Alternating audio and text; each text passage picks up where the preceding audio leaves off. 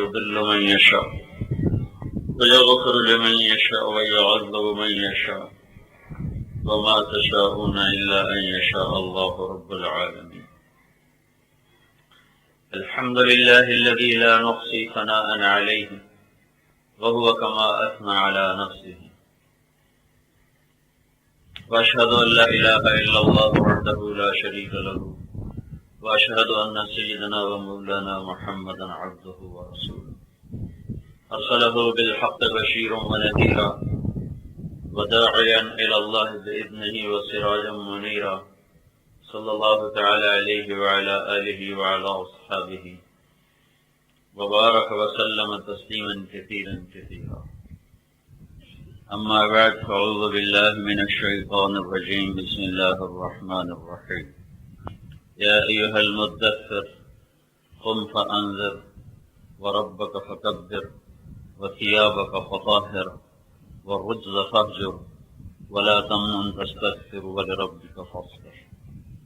وقال النبي صلى الله تعالى عليه وسلم: إن في الجسد مضغة إذا صلحت صلح الجسد كله وإذا فسدت فسد الجسد كله ألا وهي القلب،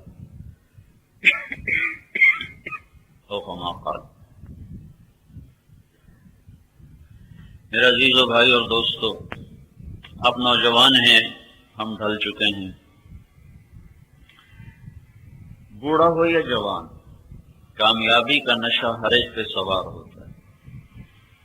اپنی محنتوں سے ہر انسان کامیابی چاہتا ہے. انسان کامیابی کسے سمجھتا ہے؟ سوری کا خلاصہ بتاؤں جو پوری دنیا میں کالے گورے پڑھے لکھے ان پڑھ، تین چیزیں: عزت، دولت، شہرت. یہ تین چیزیں جس کو مل جائیں وہ کہتا ہے میں کامیاب ہوں. 2001 میں سعید انور نے میرے ساتھ 3 دن لگائے. میں نے پوچھا کیا فائدہ ہوا؟ اس نے اپنی بات بتائی. پھر اس نے ایک جو مجھے بات یاد آئی اس مضمون سے متعلق کہ میں بھی پاکستان کے ایک عام نوجوان کی طرح عزت، دولت، شہرت کو اپنی زندگی کا مقصد سمجھتا ہوں. آپ جو لوگ پڑھ رہے ہیں، اگر کل اعلان ہو جائے کہ جو جس ادارے میں پڑھتا ہے اس کی ڈگری ویلڈ نہیں ہے، کوئی نوکری نہیں ملے گی، پڑھو گے؟ کل سارے تھوڑے بستر موٹ ہیں تو گھرو گھری چلو بھائی، گھرو گھری ہیں. ڈگری تو پیسہ ہی نہیں تو کی ہو تو سرچ مارنی، ٹھیک ہے نا؟ کہنے گئے ایک عام پاکستانی نوجوان کی طرح میری سوچ بھی تھی عزت، دولت، شہرت. میرا نصیب کوئی ایسا تیز نکلا کہ صرف 22 سال کی عمر میں، جب ابھی لڑکے فیوچر سوچ رہے ہوتے ہیں، مجھے عزت، دولت، شہرت سب کچھ مل گیا. میں پوری دنیا کی سکرین پہ نظر آنے لگا. لیکن انسانی فطرت یہ ہے کہ مقصد کو پا لینے کے بعد مطمئن ہو جاتا ہے. بھوکے کو روٹی مل جائے تو ایک وقت تو اطمینان آ جاتا ہے. پیاسے کی اس وقت سب سے بڑی منزل پانی ہوتا ہے، اسے پانی ملتے ہی ایک ٹھنڈک محسوس ہوتی ہے. کہنے کا عزت، دولت، شہرت تینوں چیزیں ملنے کے بعد پھر اندر میں اداسی، پھر اندر میں ویرانی. تو یہ سوال خود میرے اندر اٹھا، اگر زندگی کا مقصد یہی ہے تو پھر میں پریشان کیوں ہوں؟ میں تو اپنی منزل پا چکا ہوں، پھر یہ اداسی کیوں ہے؟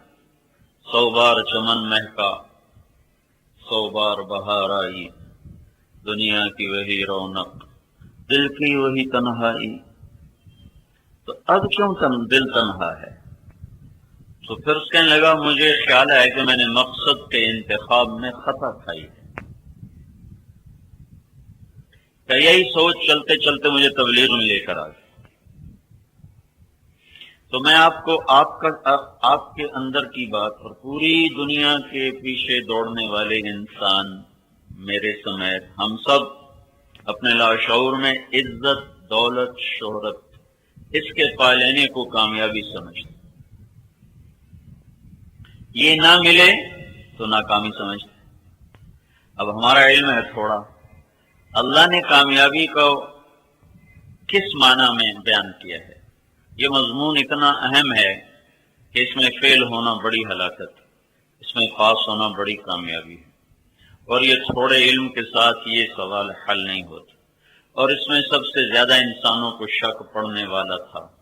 تو اللہ نے اس مضمون کو بیان کرنے کے لیے جو طاقتور اسلوب قرآن میں اختیار کیا ہے، الف لام سے والناس تک، ایسی طاقت کے ساتھ ایک مضمون بھی بیان نہیں ہوا۔ توحید بیان ہوئی ہے بڑی بڑی، رسالت بیان کی گئی ہے، جنت بیان ہے، جہنم کا بیان ہے، شرک کا بیان ہے، کفریات ہیں، اعمال ہیں، لیکن ہر مضمون کے اندر طاقت ہے، تاکید ہے۔ لیکن یہ مضمون کہ طارق جمیل نے کامیاب کس مفہوم میں ہونا ہے اور ناکام کس مفہوم میں ہونا ہے، اور وہ اصل کیا ہے اور میں نے کیا بنایا ہے،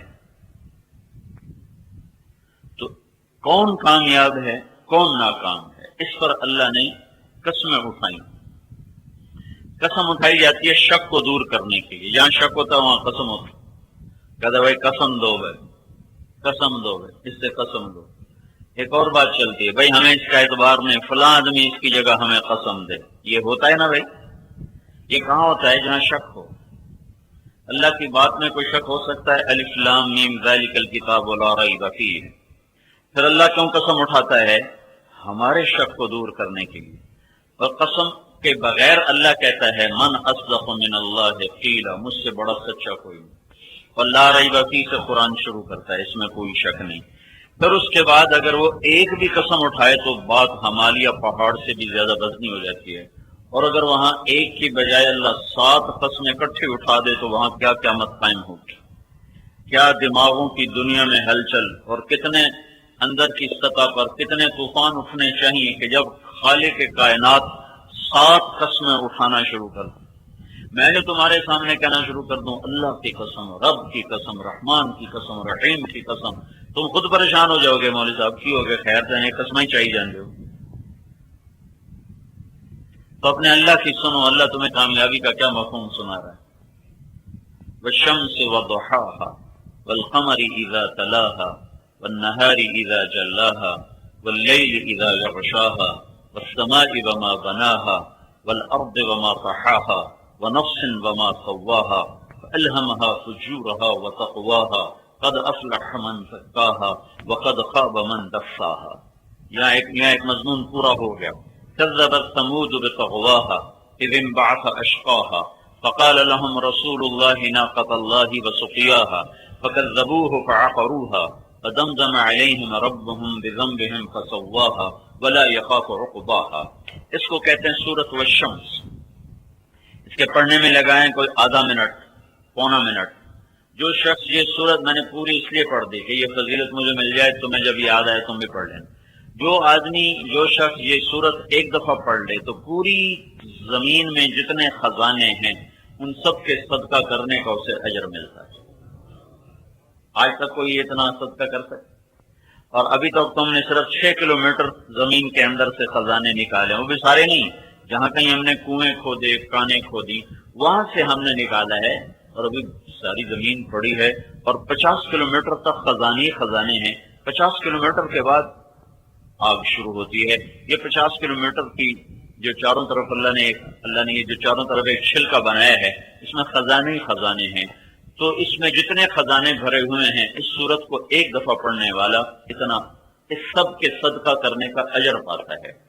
اور یہ سورت پورے قرآن پاک کا خلاصہ بنتی ہے، اور اس میں ایک مضمون پہ اللہ نے قسمیں اٹھائیں، میرے بندو مجھے سورج اور اس کی روشنی کی قسم، مجھے چاند پیچھے آنے والے کی قسم، مجھے دن روشن کرنے والے کی قسم، مجھے رات اور اس کے چھا جانے کی قسم، مجھے زمین اور اس کے آسمان اور اس کے بنانے والے کی قسم، مجھے زمین اور اس کے بچھانے والے کی قسم، مجھے تمہاری جان اور اس کے بنانے والے کی قسم۔ 7 قسمیں گنو، والشمس وضحاها، یا اللہ کیا تیرا عجب انداز ہے یہاں، والقمر اذا تلاها والنهار اذا جلاها واللیل اذا یغشاها والسماء وما بناها والارض وما طحاها ونفس وما سواها۔ 7 قسمیں، سورج کی قسم، چاند کی قسم، دن کی قسم، رات کی قسم، آسمان، اور پانچویں دفعہ اللہ بھی اپنی ذات کے ساتھ شامل ہو گیا، آسمان اور آسمان کے بنانے والے کی قسم، اپنے آپ کو بھی لے آیا، زمین اور زمین کے بچھانے والے کی قسم، اور پھر آخری قسم تمہاری جان اور تمہاری جان کے بنانے والے کی قسم۔ اب مانتے ہو؟ 100 دفعہ قسم اٹھ گئی، مانتے ہو؟ کہ یا اللہ مانیں گے؟ تو میں تمہیں بتاؤں کامیاب کون ہے؟ قد افلح من زکاھا، جس نے اس کو پاک کر لیا اپنے وجود کو، وہ کامیاب ہے۔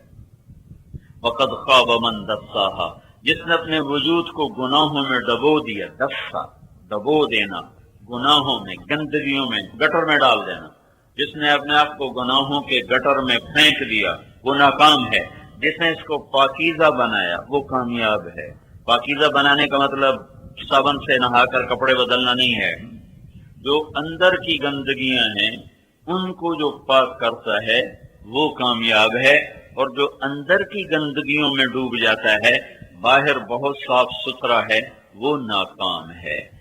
اور یہ شریعت کا قاعدہ ہے، قسم اٹھاؤ تو گواہ نہیں ضرورت، گواہ لگ جائیں تو قسم کی نہیں ضرورت۔ قسم اٹھائی جاتی ہے جب گواہ نہ ہو، گواہ ہو تو قسم نہیں اٹھائی جاتی۔ اور جب اللہ نے اپنے بندوں کو اپنی بات سمجھانا چاہی تو اس نے قسم بھی اٹھائی، گواہ بھی پیش کی، کام کو، بات کو اور مضبوط کیا۔ اللہ کی قسموں کے بعد اب گواہ نہیں چاہیے۔ والشمس وضحاھا، گویا کل کائنات کی اللہ قسم اٹھاتا ہے، پھر کائنات کے رب کی اللہ قسم اٹھاتا ہے، پھر آخری قسم تمہارے جذبات کو ابھارنے کے لیے کہ ہمارے محاورے میں بھی تیری جان کی قسم یہ محبت کے لیے استعمال ہوتا ہے۔ میرے بندے مجھے تیری جان کی قسم میری مان دے۔ یہ ایسا جیسے اللہ سمجھا رہا ہو، مجھے سورج کی قسم۔ کامیاب وہ ہے جس نے تزکیہ کیا، ناکام وہ ہے جو گناہوں میں گندا ہو گیا۔ مانتے ہو؟ کہتا نہیں مانتا۔ وَقَدْ وَالْقَمَرِ إِذَا تَلَاهَا، مجھے قسم ہے چاند کی، مان جا۔ مانتے ہو؟ کہ نہیں سمجھ میں آیا۔ وَالنَّهَارِ إِذَا جَلَّاهَا، مجھے قسم ہے دن کی، مانتے ہو؟ اپنے آپ کو پاک کرو تو کامیاب ہو۔ کہ نہیں یا اللہ، ڈگری ملے گی تو کامیاب ہوں۔ وَاللَّيْلِ إِذَا يَغْشَاهَا، مجھے قسم ہے رات کی جب چھا جائے۔ یہ تسلیم کر کے اس نفس کو ٹھیک کر، نفس کو ٹھیک کر تو کامیاب ہے۔ اسے گندا گیا تو ناکام ہے۔ سمجھ میں آئی ہے کہ نہیں؟ پیسے کے بغیر کام نہیں چلتا ہے۔ یہ ایک ایسا نا، ایک مکالمہ سا میرے تصور میں آیا ہے۔ کلام عرب سے خوشبو سونگتے ہوئے کوئی تفسیری بات نہیں ہے، بندے اور رب کا مکالمہ ہے۔ میرے بندے مجھے آسمان کی بلندی اور اس کو بلند کرنے والے کی قسم، اب تو مان جا۔ تو کچھ سر ہلانا شروع کرتا جب اللہ کا نام آتا ہے، کہتا سوچتا ہوں یا اللہ، سوچتا ہوں۔ پھر کہتا مجھے دھرتی اور اس کے بچھانے والے کی قسم۔ پھر آخری دفعہ اللہ کہتا وَنَفْسٍ وَمَا سَوَّاهَا، اب تو مان جا مجھے تیری جان کی قسم۔ یہ قسم پھر ہلاتی ہے کہ اچھا یا اللہ مان گیا ہوں۔ اب بول کیا کہتا ہے؟ فَقَدْ أَفْلَحَ مَنْ زَكَّاهَا، یقیناً وہی کامیاب ہے جس نے اپنے آپ کو پاکیزہ بنایا۔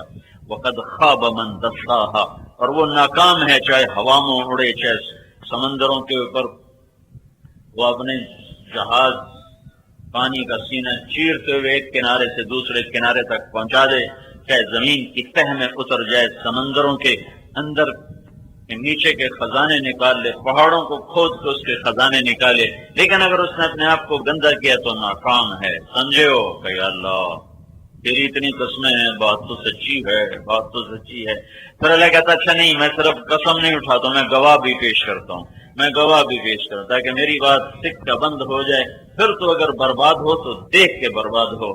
کذبت ثمود بطغواہا، تم سے پہلے ایک قوم آئی تھی۔ اللہ نے ایسی قوم کا ذکر کیا سورت میں جن کے آثار مٹ نہیں سکے۔ قوم عاد ہلاک ہوئی، آثار کوئی نہیں ہے۔ عرب کے علاقے میں، عرب سے بات ہو رہی ہے، ویسے تو مصر میں فرعون کے آثار موجود ہیں، تو یہاں عرب سے بات ہو رہی ہے۔ تو عرب میں صرف ایک قوم سمود ہے جن کے آثار واقع ہیں تبوک سے چل کر اردن تک، ان کے محلات، ان کے گھر، ان کے شہر پہاڑوں کے اندر۔ تو اللہ تعالیٰ نے کہا دیکھو میں تمہیں گواہ کے طور پر تبوک کی وادی سے لے کر عمان اردن تک ایک قوم آباد تھی جنہوں نے ایسے ہی میری بات کو جھٹلایا اور اپنے نفس کے غلام بنے اور اس سے اپنے آپ کو گندا کیا اور اب تزکیے کو بھلا دیا۔ تو پھر تیرے رب نے ان پر عذاب کا کوڑا برسایا اور انہیں صفحہ ہستی سے مٹایا اور اللہ کو کسی کی کوئی پرواہ نہیں ہے۔ تو اب میرا اے بندو میرا مضمون مکمل ہو گیا ہے کہ میں نے قسمیں بھی اٹھائیں، میں نے گواہ بھی پیش کیے کہ اپنے آپ کا تزکیہ کرو گے کامیاب ہو، نہیں کرو گے ناکام ہو۔ تو بھائیو، تزکیے کا سبب کیا ہے؟ وہ اللہ کا دین ہے۔ دین سبب ہے تزکیہ کا، یعنی نفس کی اصلاح کا ذریعہ دین ہے۔ دین کون لاتا ہے؟ بادشاہ لاتے ہیں، صدر لاتے ہیں، وزیر لاتے ہیں، سیاستدان لاتے ہیں۔ تو قرآن بتاتا ہے کہ نہیں، یہ لوگ نہیں لاتے، دین انبیاء لے کر آتے ہیں، نبی دین لے کر آتے ہیں۔ تو تزکیہ بنیاد ہے کامیابی کی، اور دین سبب ہے تزکیہ کا۔ دین کے بغیر تزکیہ، پاک دامن ہونا، پاک صاف ہونا، عربی کا لفظ ہے، مشکل نہ ہو، سر سے لے کر پاؤں تک وجود اللہ کی نافرمانی سے صاف ہو جائے۔ جیسے میں نے ابھی صاف ستھرے کپڑے پہنے ہوئے ہیں، تو یہ کپڑے کا تزکیہ ہے کہ اس پر تاحال کوئی داغ نہیں، رات کا کچھ داغ لگ جائے۔ تو ایسا دل اللہ کو پیش کرنا جس پہ کبیرہ گناہوں کا داغ نہ ہو، تو اللہ راضی۔ یہ دل جو تزکیہ جو پاک ہوگا، یہ جان جو پاک ہوگی، یہ روح جو پاک ہوگی، اس کا سبب دین ہے۔ دین لا الہ الا اللہ محمد رسول اللہ، یہ اس کی ابتدا ہے، یہ اس کی ابتدا ہے، اور حسن اخلاق اس کی انتہا ہے۔ مل اسلام، ایک شخص نے پوچھا مل اسلام یا رسول اللہ، اسلام کیا ہے؟ تو آپ نے کہا توحید و رسالت کی گواہی اسلام، اسلم تسلم، نماز روزہ حج زکات۔ پھر وہ پوچھتا ہے تو سب سے اعلیٰ درجے کا مسلمان کون ہے؟ اسلام، اور یہ اسلام کی ابتدا ہوگی، کلمہ نماز روزہ حج زکات۔ پھر وہ پوچھتا ہے سب سے اعلیٰ درجے کا مسلمان کون ہے؟ تو آپ نے فرمایا جس کے ہاتھ اور زبان سے دوسرے مسلمانوں کی عزت آبرو محفوظ رہے، وہ سب سے اعلیٰ درجے کا مسلمان۔ تو یہ لا الہ الا اللہ محمد رسول اللہ سے شروع ہو کر اوروں کے لیے سکھ بن جانا، راحت بن جانا، یہ سارے کا سارا دین ہے، جو 30 سپاروں میں اور 10 لاکھ حدیثوں میں بکھرا ہوا ہے۔ یہ دین کیسے آتا ہے؟ کون لاتا ہے؟ کیا طریقہ ہے جس سے کہ لوگوں کے اندر پاکیزگی پیدا ہوتی ہے؟ یہ دین آدم علیہ السلام سے لے کر ہمارے نبی پاک صلی اللہ علیہ وسلم تک 1,24,000 نبی دین لے کر آئے، اور دین کو لانے کا، دین کو زندگی میں اتارنے کا طریقہ لے کر آئے۔ تو اب ہم اپنے نبی کے بارے میں پڑھتے ہیں تو اللہ تعالیٰ ان کی تعریف کرتا ہے، یہ کئی جگہ پر آیا، میں صرف ایک آیت ہوں، هو الذی بعث فی الامیین رسولا منہم یتلو علیہم آیاتہ ویزکیہم قد افلح من زکاہا۔ جس نے اپنے آپ کو پاک کیا وہ کامیاب۔ پاک کرنے والا کون ہے؟ روح کا دھوبی، روح کو دھونے والا کون ہے؟ میں وہ رب ہوں۔ میں کون ہوں؟ هو الذی، میں وہ رب ہوں، میں وہ اللہ ہوں جس نے تمہارے اندر ایک نبی بھیجا، جس نے تمہارے اندر ایک رسول بھیجا۔ وہ کیا کرتا ہے؟ وہ تمہیں قرآن پڑھ کے سناتا ہے، اور کیا کرتا ہے؟ وَيُزَكِّيهِمْ، یہ تمہارا تزکیہ کرتا ہے، تمہیں پاک کرتا ہے، اور کیا کرتا ہے؟ وَيُعَلِّمُهُمُ الْكِتَابَ وَالْحِكْمَةَ، یہ تمہیں قرآن بھی سکھاتا ہے اور تمہیں اخلاق بھی سکھاتا ہے۔ یہ تو گویا یہ آیت، اس آیت نے بتایا کہ تزکیہ کا کام انبیاء کا ہے۔ تزکیہ کے بغیر کامیابی نہیں، اور تزکیہ انبیاء کے بغیر ہوتا نہیں۔ آدم علیہ السلام سے ہمارے نبی تک کوئی بادشاہ دین نافذ کرنے نہیں آیا، کوئی صدر وزیر دین کے لیے نہیں بھیجا گیا، نبی بھیجے گئے۔ ہاں، بعض نبیوں کو اللہ نے بادشاہ دے، سلیمان علیہ السلام کو بادشاہ دے دی، مانگی دے دی۔ داؤد علیہ السلام کو حکومت، 2 باپ بیٹے ہیں نبیوں میں جو حکمران بنے ہیں، بادشاہ بنے ہیں۔ یوسف علیہ السلام وزیر بنے ہیں، اور باقی جو انبیاء ہیں وہ فقیر درویش۔ سب سے پہلا رسول جس کے اوپر پوری، پہلے بھی رسول آئے لیکن چھوٹی کتاب، بڑی کتاب مکمل جس پر آئی موسیٰ علیہ السلام ہے۔ ان کا حال یہ ہے کہ وہ ایک ٹاٹ ہے، دن میں اس کے اوپر بکری کو چارہ ڈالتے ہیں، اور جب شام ہوتی ہے تو اسی کو صاف کر کے بچھا کر اس کو اس کے اوپر میاں بیوی دونوں سو جاتے ہیں، پانی میں میاں بیوی سو جاتے ہیں، اور رسول کس کی طرح بن کر آئے؟ فرعون کی طرح۔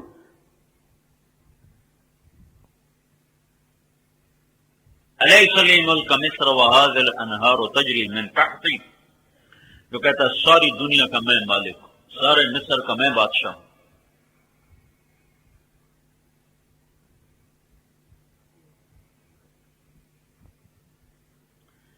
اور ابراہیم علیہ السلام بھی دعا کر ربنا وابعث فیہم رسولا منہم یتلو علیہم آیاتک ویعلمہم الکتاب والحکمت ویزکیہم۔ ابراہیم علیہ السلام نے دعا کی، یا اللہ ایک نبی بھیج جو آنے والی نسلوں میں آئے، میری اولاد میں سے ہو، اور وہ آ کر کیا کرے؟ وہ ویزکیہم، قد افلح من زکاہا، ویزکیہم، جو آ کر ان کو پاک کرے گناہوں سے اور منور کرے، روشن کرے فرمان برداری سے۔ اللہ ایک رسول بھیج۔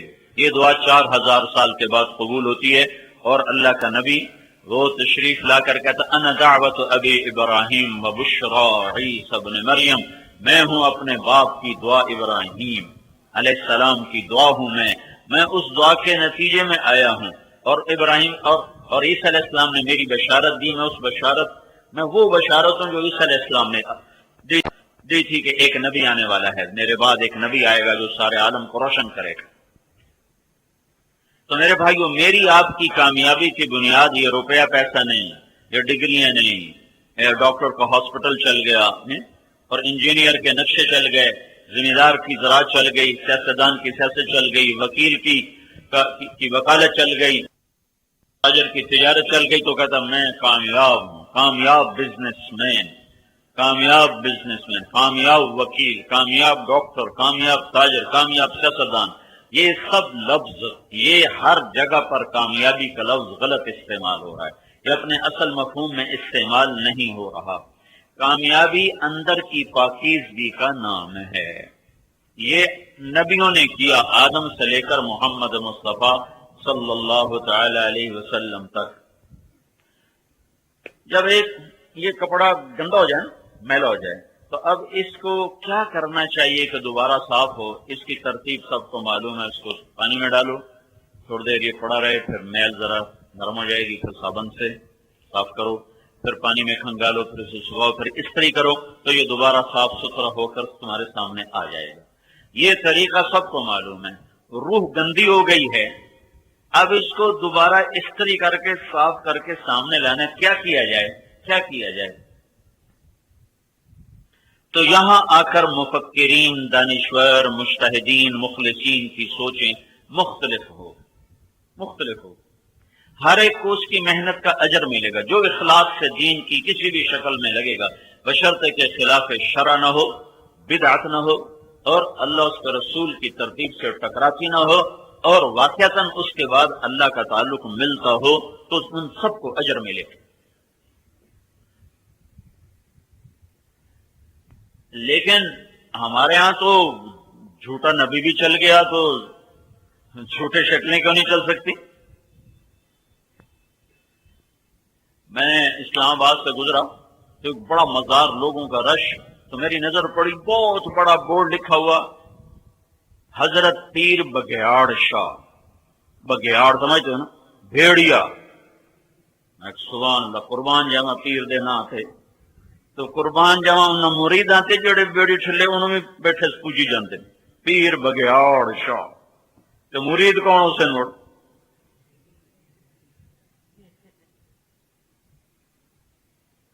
تو یہ تو جہالت کا سمندر ہے پاکستان۔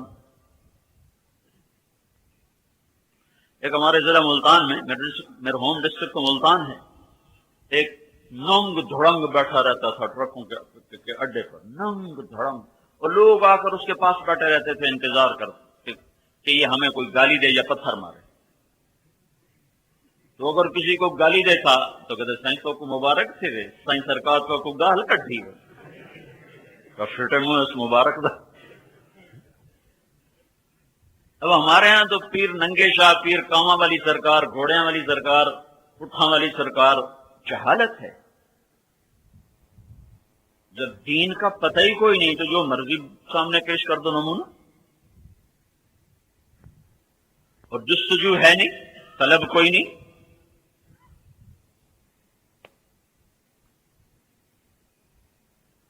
لیکن میرے بھائیو، جب تک نبی کے طرز پر کام نہیں ہوگا تزکیہ نہیں ہوگا، شفا نہیں ملے۔ سر میں درد ہو رہا ہے، ڈاکٹر بڑے خلوص کے ساتھ اس کو بس کو پین کھلا رہا ہے، دوائی اندر جا رہی ہے، دوائی جا رہی ہے، سر درد دور نہیں ہوگا، کیونکہ بس کو پین سر درد کا علاج نہیں ہے۔ علاج ہوا ہے، علاج ہوا ہے، مریض نے پیسہ بھی خرچ کیا، ڈاکٹر نے دماغ بھی خرچ کیا ہے، لیکن دوا غلط تجویز کی ہے، علاج نہیں ہوگا، درد بڑھے گا۔ ڈسپرین دو گھول کے پی لے، ٹھیک ہو جائے گا، وہ ٹھیک ہو جائے گا۔ ان پڑھ کے کہنے سے اس نے 2 ڈسپرین گھول کے پی لی تو اللہ اس کو ٹھیک کر دے گا، کیونکہ علاج صحیح ہوا ہے۔ تو اب وہ ایک حکیم کا بڑا مطلب چلتا تھا، سامنے لوہار تھا، اس کا ٹریکٹر آ گئے، ہل آ گئے، اس کا لوہارا، نہ کوئی نلکے لگوائے، موٹریں لگ گئی پانی کی، نہ کوئی حل بنوائے۔ ہمارے گاؤں میں لوہار کی دکان پہ رش ہوتا تھا، ہائے ہائے ہائے کیا عجب تہذیب تھی۔ مغرب کی روشنیاں ہر شے بہا کے لے گئی، چھین کے لے گئی، ہمارا دین ہی نہیں لے گئی، ہماری محبت بری تہذیب بھی لے گئی۔ تو لوہار نے سوچا ہے حکیم دی ساری حکمت چل گئی، میری روٹی کو نہیں، میں بھی حکیم بن جانا۔ تو اس نے اب وہ نلکے لگاتا تھا، یہ ذہن میں رہے، تو نلکا پانی کب چھوڑتا ہے؟ جب اس کی بوکی خراب ہو جائے، یاد ہے نا، پرانا زمانہ تھا تو اس کے ایک چمڑے کی بوکی لگتی تھی۔ تو اس نے 2-4 بوتلیں رکھ لی، رنگ نیلے پیلے ساوے کر کے، تو پٹھے سے دنا لے کے بہ گیا۔ تو دیہاتوں میں تو ہر کوئی ڈاکٹر ہوتا ہے، چاہے جڑا مرضی پھٹا لاتے بہ جائے۔ تو وہ ایک عورت نے دیکھا بھائی کوئی نواں حکیم آ کے بیٹھا، وہ اسی کو اس کے پاس آ گیا، اور دیہات میں تھا میرا ہاتھ ویک، وہ ایک چلا ہوا میرا ہاتھ ویک۔ پہلے ہوتے تھے نباز جو یہاں ہاتھ رکھ کے بولتے چلے جاتے تھے۔ حکیم حنیف اللہ مرحوم ملتان کا آخری آدمی تھا اس علم کا۔ اب کوئی چھپا ہوا ہو تو ہو سکتا ہے، لیکن معروف حکیم حنیف اللہ آخری، یہاں اس کی انگلی آتی تھی اور وہ بولنا شروع کرتا تھا۔ ڈاکٹر بھی حیران ہوتے تھے کہ بندہ کتوں بولی جاتا ہے۔ تو آئے کہ حکیم صاحب میرا ہاتھ دیکھو، کہ بھائی تیری بوکی خراب ہو گئی ہے، بتاؤ نہیں۔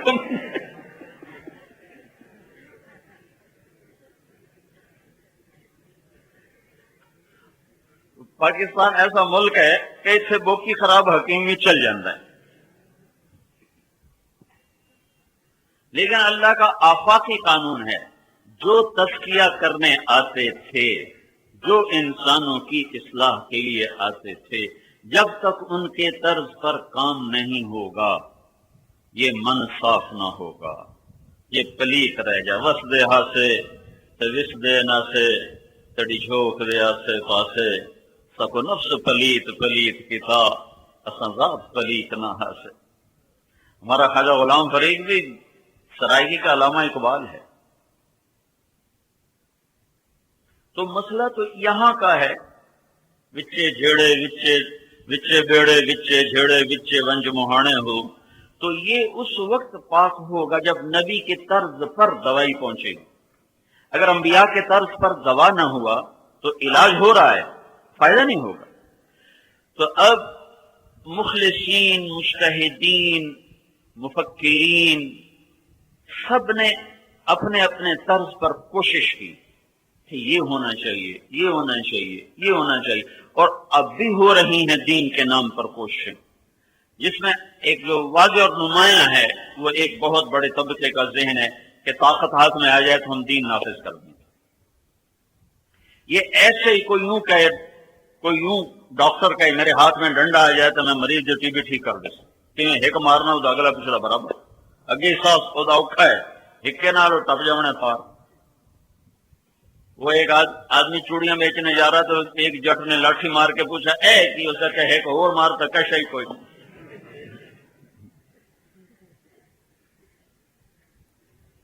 تو ایک عام آپ نوجوان ہو، آپ کے بھی جوش جذبہ ابھرتا ہے، ہمارے ہاتھ میں طاقت ہو تو ہم ان کو سیدھا کر دیں اور ایسے شریعت نافذ کر دیں۔ تو یہ ایسے ہی ہے، کوئی ایم ایس کہے میرے ہاتھ میں ڈنڈا ہو، میں سارے سول ہسپتال کے مریضوں کو ٹھیک کر کے رکھ، سارے الائڈ ہسپتال کے مریضوں کو ٹھیک کر کے رکھ، بجائے ٹیکے لمنڈے ڈنڈے مارنا شروع کر دے، تو یہ کتنی نادانی والی بات ہوگی۔ ایسے ہی نادانی والی بات ہے کہ ہمارے ہاتھ میں حکومت ہو تو ہم سب کو سیدھا کر دیں، کوئی ایسی جادو کی چھڑی نہیں، کوئی ایسا معجزہ اور شعبدہ نہیں، کوئی ایسی ہمارے پاس مشین نہیں کہ ادھر سے ڈالو ماجا گاما اور ادھر سے نکلے جنید بغدادی۔ یہ دارالاسباب ہے، جب تک صحیح ایسا کوئی نسخہ نہیں ہے، کوئی ایسا نسخہ 7 دن میں جوان بنیے اور سارا لگتا ہے پاکستان مردانہ بیماریاں تب بیمار ہو گیا ہے۔ حکیم شباب آور، 3 دن میں شباب کا اعادہ، پریشان ہونا چھوڑیے، شرمندگی کیوں، یہ سب الودے پٹھے بیٹھے ہوئے۔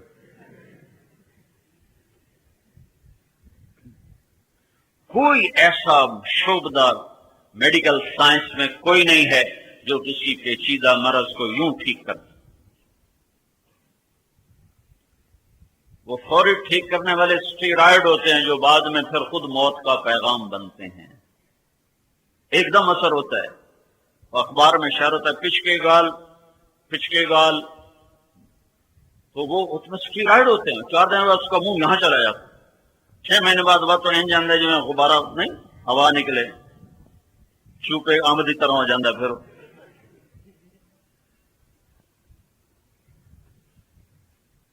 ہمارے ہاتھ میں طاقت ہو ہم سب کو سیدھا کر دیں، نہیں کر سکتے، یہ ناممکن ہے۔ آپ مجھے نماز پڑھو، میں بے وضو پڑھوں تو کیا کروں؟ سینٹرل ماڈل اسکول سے میں نے میٹرک کیا، ہمارے آگے وارڈن، ہاسٹل وارڈن طالب صاحب مرحوم، بہت شفیق استاد، ہماری خیر خواہی چاہتے تھے، تو انہوں نے نماز کمپلسری کر دی، مغرب عشاء میں حاضری ہوتی تھی، 2 نمازوں میں حاضری ہوتی تھی سلام پھرنے کے بعد، تو لہذا ہر کوئی کوشش کرتا تھا بھئی ہم نماز پڑھنی، تو عشاء کی نماز میرے برابر میں میرا روم میٹ اور بالکل ہمارے ساتھ بستر، تو اس نے آ کر میرے قریب عشاء کی نماز کی نیت باندھی، 4 رکعت نماز فرض واسطے طالب حسین دے، اللہ اکبر۔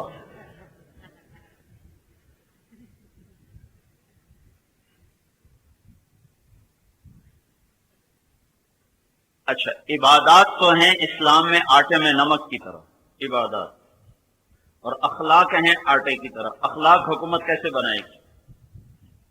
نماز پڑھا دی، وہ کام ہے 2 گھنٹے کا، 22 گھنٹے کیا کرنا ہے؟ 22 گھنٹے میں اچھا انسان حکومت کیسے بنائے گی؟ یہ گالی نہ دے، کتنے کو پہرے دار کھڑے کرو گے؟ اور میرے نبی نے فرمایا جب میری امت ماں بہن کی گالیاں دے گی اللہ کی نظروں سے گر جائے گی، تو جب تم کسی کی نظروں سے گر جاؤ تو پھر تم مرو یا جیو اس کو پرواہ نہیں ہوتی۔ جب ہم اللہ کی نظروں سے گر گئے تو ہم پر غیر چڑھ جائیں یا اپنے اپنوں کو مارنا شروع کر دیں، اللہ بے نیاز ہے۔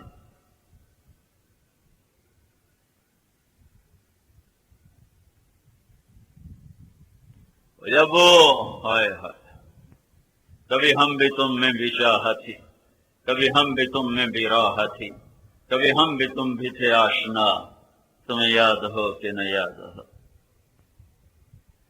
حضرت عمرو بن عاص رضی اللہ تعالیٰ عنہ 8000 کے لشکر کے ساتھ پہلی لڑائی جو شام کی سرزمین پر صدیقی دور میں ہوئی ہے، ابوبکر صدیق کے دور میں، 1 لاکھ کا رومیوں کا لشکر، جرجیس ان کا سالار، ادھر سے عمرو بن عاص رضی اللہ تعالیٰ عنہ سالار، 8000 1 لاکھ میں یوں گھر گئے کہ چاروں طرف سے ان کو گھیرے میں لے لی۔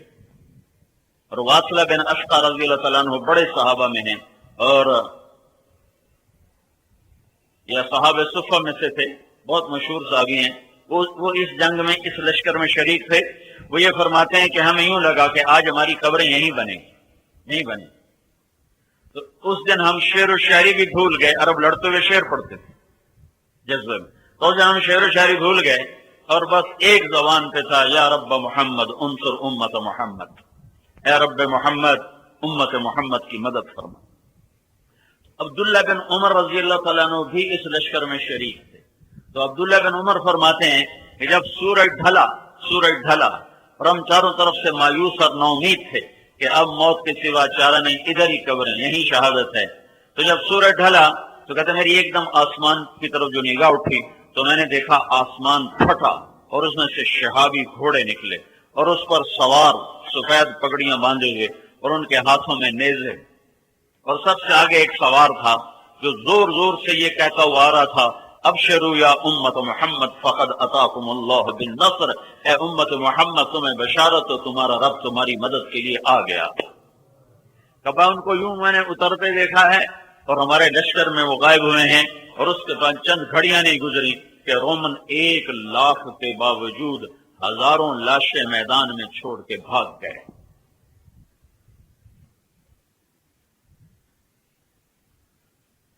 اچھا مسلمان 22 گھنٹے اخلاق والا کون سی حکومت بنے گی؟ طاقت سے نہیں، طاقت سے تو ہم نماز نہیں پڑھا سکتے، بے وضو نماز۔ مجھے مدینہ میں ایک نوجوان ملا، میرے سامنے بیٹھ کے ہچکیاں مار کے رونے لگا کہ میں 10 برس سے مدینہ میں بغیر وضو کے نماز پڑھتا رہا۔ مسجد نبوی میں جہاں لوگ لاکھوں روپے خرچ کر کے نماز پڑھنے جاتے ہیں، کہ میں بے وضو یہاں نماز پڑھتا رہا ہوں، کہ میں نماز سعودی حکومت کی پڑھتا تھا، اللہ کی نہیں پڑھتا تھا۔ میں نے تمہاری کیسٹ سنی تو میں نے توبہ کی ہے، تو میں اس وقت سے تمہاری تلاش میں تھا کہ یہ بندہ مجھے کہیں سے ملے، تو میں اس سے پوچھوں میری بخشش ہو سکتی ہے کہ 10 برس میں نے مدینے میں بغیر وضو کے نماز پڑھی۔ انبیاء علیہ السلام ایک محنت لے کر آتے ہیں، وہ محنت کیا ہے؟ وہ اللہ نے خود بتا دی ہے، قل اے میرے نبی کہو، قل کہو۔ قرآن میں کوئی 334 دفعہ آیا ہے قل، اور ہر قل کے بعد کوئی بڑی طاقتور شے بیان ہوئی۔ تو نبیوں والے طرز پر کام کریں گے لوگ، ہر ایک انفرادی طور پر۔ ہسپتال میں کوئی چھو منتر نہیں، ہاں بھائی چھو سر ٹھیک ہو جاؤ۔ ہر مریض کو خود الگ دوا کھانی پڑتی کہ نہیں؟ نقصان ہے۔ ہمارے پیرو وال کا ایک سپاہی تھا، سپاہی، وہ دی لاٹری نکل آئی،